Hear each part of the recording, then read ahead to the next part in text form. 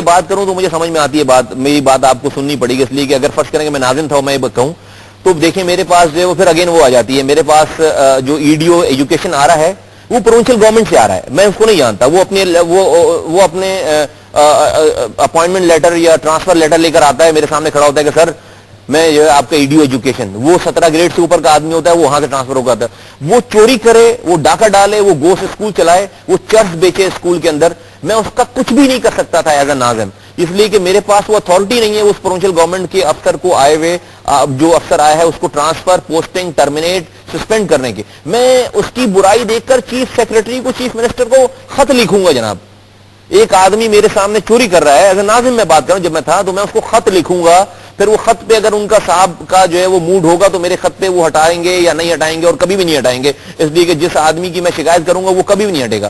تو میں اگر یہ ایز اے ناظم کوئی بات کرے, اور پھر اگین وہ بات آ جاتی ہے جو میں نے پھر ڈسٹرکٹ کیڈر کی بات کی تھی آپ کے پہلے پروگرام میں, کہ ڈسٹرکٹ کیڈر ہونا چاہیے میرے انڈر میں, آپ کے انڈر میں جو لوگ کام کر رہے ہیں ان کو آپ کا اکاؤنٹیبل ہونا ہے سلمان, ورنہ آپ یہ دقیانوسی طریقے سے جو ہے وہ آہستہ آہستہ چیزیں کرنے کا ٹائم نہیں ہے آپ کے پاس, دنیا بہت آگے نکل گئی, آپ کو ایک ریڈیکل چینج لے کر آنا ہے.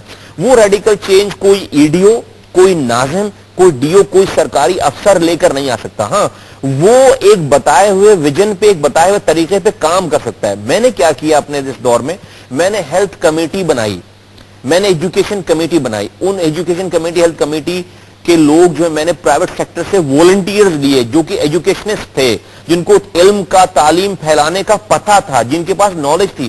دیکھیں ایک انسان پی ایچ ڈی ہے, ضروری نہیں ہے کہ وہ بہت اچھا جو ہے وہ ایجوکیشنسٹ ہو, تعلیم پھیلانا جو ہے وہ ایک ڈفرنٹ چیز ہے, علم دینا ایک ڈفرنٹ چیز ہے, اس کے لیے صرف تعلیم یافتہ ہونا ہی ضروری نہیں ہے, یہ بھی ایک سائنس ہے کہ آپ کو جو ہے وہ علم کو پھیلانے کا طریقہ کار بھی آنا چاہیے. ٹیچرز ٹریننگ پروگرام, تو میں نے بہت سارے, میں اس میں نام لوں گا, سمی مصطفیٰ, شہزاد روئے, اور دوسرے یہ ایجوکیشن فاؤنڈیشن کے لوگ, اس میں اور لوگ ہیں جس میں chamber of commerce and F P C C I کے لوگ اس میں شامل ہیں, خواتین, مختلف فاؤنڈیشن, ان کو میں نے اپنے ساتھ ملایا, اور میں I hats off to those people کہ انہوں نے والنٹیئر کیا ہے اپنے, مجھے نہیں پتا کہ تعلیم کو کیسے فروغ دیں گے, میرے پاس تو ریسورسز تھی, میرے پاس اتھارٹیز تھی, ان اتھارٹیز کو میں نے ان کے ایما پر دے دیا کہ یہ ہیں, یہ مجھے گائیڈ کریں کہ مجھے کہاں پر کیا کرنا ہے, ہیلتھ میں بھی اور ایجوکیشن. اور ان لوگوں نے بہت زیادہ بیسک کام کیا کہ میں کاسمیٹکس میں نہیں جانا چاہتا تھا,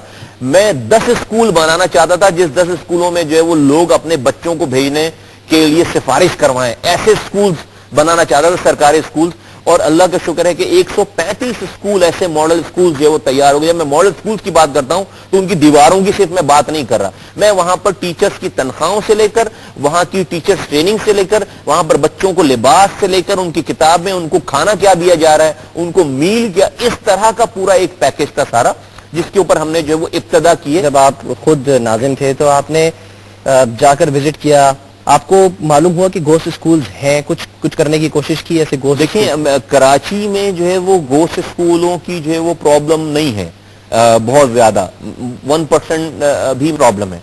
گوشت اسکول کی جو آپ کو پرابلم نظر آئے گی وہ نظر آئے گی آپ کو جو وہ انٹیریئر سندھ میں. آپ کو کراچی میں گوشت اسکول, کراچی کی پرابلم آپ کو بتا دوں, کراچی میں کیا پرابلم تھی. کراچی میں پرابلم تھی جی, ایک کیمپس میں 5 اسکول چل رہے ہیں, ایک دیوار ہے اس میں 5 اسکول ہیں اندر, بھائی 7 اسکول ہیں اندر. 7 اسکول کا مطلب یہ ہو گیا کہ 7 پرنسپلز, 7 ایڈمنسٹریشنز اور 7 ساری چیزیں. ایک جگہ ایسا ہے کہ 700 بچہ ہے اس اسکول میں, اسی کیمپس کے اندر. ایک اسکول میں ایسا ہے, اس کے کیمپس کے 5 میں سے ایک اسکول میں ایسا ہے کہ 700 بچہ ہے اور 2 ٹیچرز ہیں وہاں پر جو وہ بیچاری وہ آیا ہے, جو برتن دھونے والی ماسی ہے وہ بھی ٹیچنگ کر رہی ہے, وہ بھی سندھی پڑھا رہی ہے وہاں پہ کھڑے ہو گئے. ایک تو اسکول ایسا ہے, یعنی اسکول کے اندر بھی شہر آباد.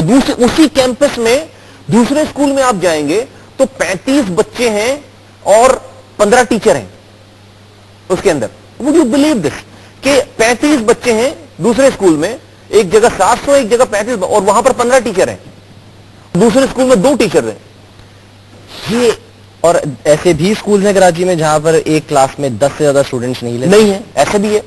تو پھر جو سرکاری نظام ہے اسکولز کا, اس کو کیا جان بوجھ کر تباہ کرنے کی کوشش کی گئی؟ تباہ کرنے کی. دیکھیں جب یہ میری تو بہت ساری چیزوں میں سیویج کے بعد, پانی کے بعد, سڑکوں کے بعد, چیزوں کے بعد یقیناً یہ بہت بڑی پرائرٹی تھی. لیکن ڈیفینیٹلی میں ایز اے انسان, یہ میں کسی آفیسر کی بریفنگ نہیں بتا رہا میں آپ کو, یہ وہ میرے اپنی ریٹس بتا رہا ہوں میں آپ کو. میں نے ریٹس کیا باقاعدہ جا کے, میں نے جا کے جو ہے وہ جا کے شور شرابہ کیا ہے, چیخا ہوں میں جا کے گراؤنڈ پہ, اسکولوں میں گیا ہوں. مطلب کیا مذاق ہے یہ تو آپ جو ہے وہ سوسائڈ بومبر تیار کر رہے ہیں یار, آپ اور کیا کر رہے ہیں آپ جو ہے بس معاشرے میں آج جو ہو رہا ہے بالکل جو ہے ویسے. اس کو پھر اب کیا کیا اس کے بعد, اب بھائی یہ تو ایک پورا سبجیکٹ ہے. آپ 10 سال بھی اکیلے سے اسی پہ کام کرتے رہے تو میں سمجھتا ہوں کہ جو ہے وہ یہ مسئلہ جو اتنا گمبھیر مسئلہ ہے. مصطفیٰ کمال صاحب, سابق یعنی چین کے جو انقلابی رہنما تھے ماؤ زیڈونگ, انہوں نے کہا تھا کہ ہمیں اپنے بچوں کو علم سیکھنے کا ہنر سکھانا ہوگا. بے شک یہ تو ایک لیڈر, مجھے کوئی شوق نہیں کرٹیسائز کرنے کا, وہ لیڈر جو ہے وہ اپنے بچوں کو, اپنے قوم کے بچوں کو علم سیکھنے کا ہنر سکھانا جانتے ہوں گے نا, اور اس کے لیے اگر انہوں نے صرف یہ ویژن دے کر جو ہے وہ خاموشی اختیار نہیں کر لی ہوگی, بیان نہیں ہوگا, یہ کسی اخبار میں نہیں چھپا ہوگا, یہ ان کا اپنے خود سے کمٹمنٹ تھا. اور یہ اس لیے کہی جا سکتی ہے یہ بات کہ آج دیکھیں کہ جو ہے وہ چین دنیا میں علم کے حوالے سے جو ہے وہ جو ٹیکنالوجیز ہیں یا جو کہاں ہے, ہم سے کتنی دور ہے, کہاں ہے, کتنے آگے کی بات ہے. تو اس لیے انہوں نے یہ سفر ویژن اپنی منزل طے کی, پھر اس کے بعد جو سفر طے کیا اس کے لیے کہاں ہم اپنے اس 62 سالوں میں اپنے کسی جو ہے وہ لیڈر کا کوئی اس طرح کا ویژن دیکھتے ہیں, یا اگر باتیں سن بھی لیتے ہیں تو اس کے اوپر امپلیمنٹیشن جو ہے وہ کہاں دیکھتے ہیں, کیسے دیکھتے ہیں. جب وقت کیونکہ ہمارے پاس کم ہے اور آج جو ہمارا ٹاپک ہے وہ تعلیم کے ساتھ ساتھ صحت بھی ہے, تو اب کچھ تھوڑی ہم صحت کی بھی بات کر لیتے ہیں. تعلیم کا کیا حال ہے, کس حال پر پہنچ چکی ہے تعلیم, یہ تو ہم نے دیکھ لیا. صحت سے متعلق اب ہم بات کریں گے, اور اس پر پہلے ہم یہ دیکھتے ہیں کہ ڈاؤ یونیورسٹی کے پروفیسر ڈاکٹر زمان شیخ کیا کہتے ہیں اس بارے میں.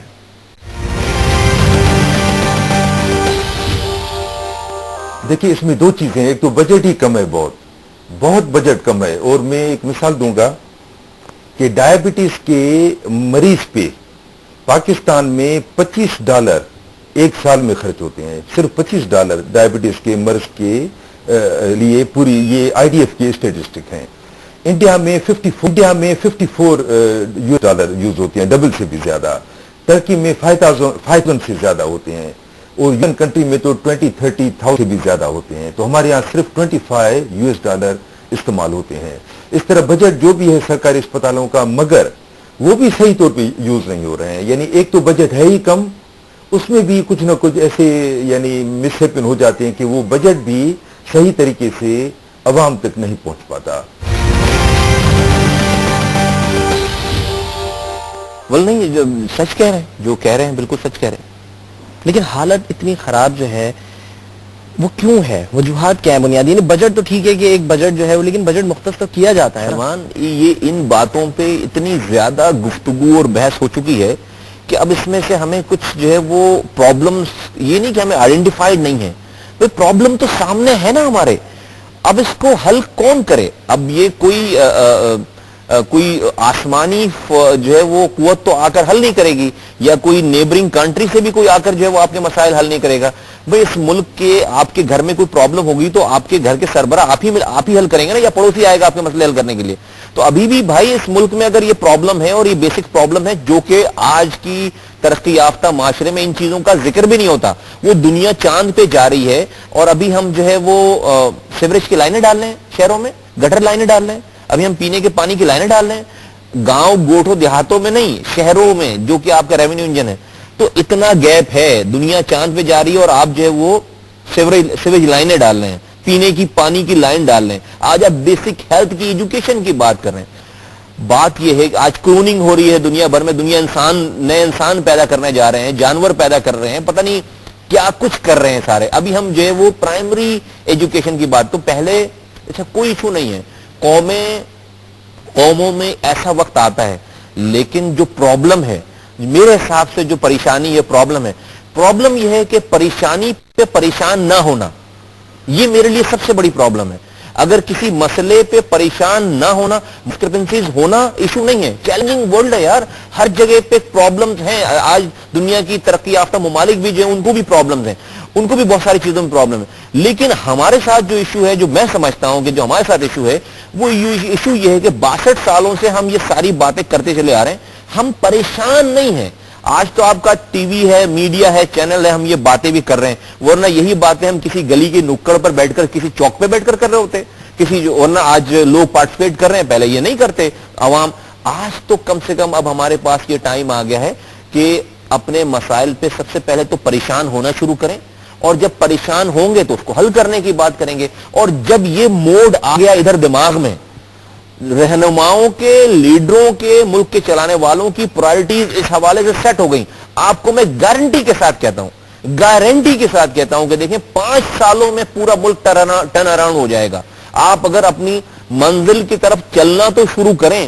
آپ کو جانا جو ہے وہ لاہور ہے, آپ سفر کوئٹے کی طرف کر رہے ہیں, کوئٹہ جا رہے ہیں آپ, تو آپ کب پہنچیں گے لاہور؟ آپ 100 سال تک بھی اس سمت میں سفر کرتے رہیں گے تو آپ لاہور نہیں پہنچیں گے. جیسے آپ نے چاند اور کلوننگ کی بات کی ہے, ہر سال ایک فہرست جاری کی جاتی ہے جس میں بتایا جاتا ہے کہ کس ملک میں کتنی چیزیں ایجاد ہوئیں.